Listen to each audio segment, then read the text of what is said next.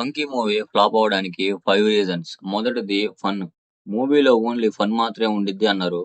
Fun మీద బాగా concentration పెట్టి తీశారేమో అనుకున్నాను. కానీ ఫన్ మీద తప్ప మిగతా వాటి మీద అంటే హీరోయిన్ గ్లామర్‌గా ఉండాలి. ప్రొడ్యూసర్ నాగవంశీకి ఎక్కువ ఖర్చు కాకుండా మంచి ప్రాఫిట్స్ రావాలి. వీటి మీద బాగా కాన్సంట్రేషన్ పెట్టడం వల్ల మూవీ ఏమైద్ది ఏకంగా దొబ్బింది. ఇంకా కామెడీ విషయానికొస్తే ఆ కామెడీలో ఉప్పు లేదు, కారం లేదు. ఆ జోక్స్‌కి 90స్‌లో పుట్టిన వాళ్ళే థియేటర్స్‌లో నుంచి లేచి ఎళ్ళిపోయారు. అలాంటిది మనకెలా నవ్వొచ్చిద్ది? రెండోది 'విశ్వక్ సేన్'. సరే డబ్బులు పెట్టొచ్చాను కదా! ఎక్కడో ఒక్క దగ్గరైనా నవ్వొచ్చే కామెడీ ఉండిద్ది, నవ్వుదాం అనుకునే టైంలో 'విశ్వక్ సేన్' మొహం చూస్తే వచ్చే నవ్వు కూడా ఆగిపోయి 'విశ్వక్ సేన్' మాస్ హీరో. వాడి మాటలకి నవ్వుతావేంట్రా అనిపిచ్చిద్ది. 'లైలా' లాంటి మూవీ తర్వాత 'విశ్వక్ సేన్' మారి కొత్త మూవీతో వస్తున్నాడు అనుకున్నారు. కానీ ఈ మూవీ చూసిన తర్వాత కన్ఫర్మ్ 'విశ్వక్ సేన్' మారలేదు, ఇక మారడు. తన తర్వాత సినిమా టైటిల్ గూడా ఇదే పెట్టుకుంటాడేమో. 'విశ్వక్ సేన్ మారలేదు, ఇక మారడు' అని. మూడోది ఎడిటింగ్.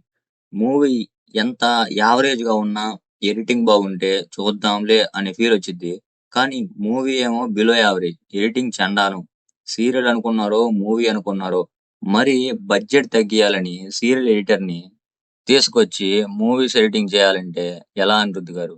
ఎడిటింగ్‌లోనే సగం కామెడీ కొట్టుకుపోయిద్ది. ఇంకా పబ్లిక్ వంకలు పెట్టగా ముద్దు పెట్టుకుంటారా? మీరే చెప్పండి. నాలుగోది అనిరుద్. అనిరుద్‌కి కొత్త ఐడియాస్ రావడం లేదో, లేక నేను జాతిరత్నాల అనిరుద్ నాకు కొత్త ఐడియాస్ ఎందుకు అనుకుంటున్నాడో అర్థం కావట్లేదు. ఎప్పుడో జాతిరత్నాల దగ్గరే ఆగిపోతే ఎలా అనిరుద్ గారు? కాలం మారుతుంది. మనం గూడా మారాలండి.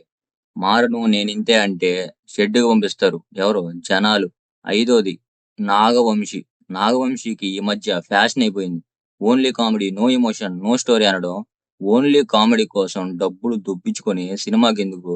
ఫ్రీగా షార్ట్స్, రీల్స్ ఇన్నుండగా ఈ మూవీలో కామెడీ అంతగా లేదు. అదన్నా ఉండిద్దనుకుంటే.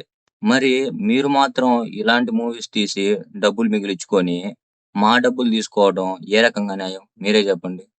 ఈ వీడియో గనుక మీకు నచ్చితే లైక్ చేయండి, సబ్స్క్రైబ్ చేయండి, బెల్ ఐకాన్ ఆన్‌లో పెట్టుకోండి.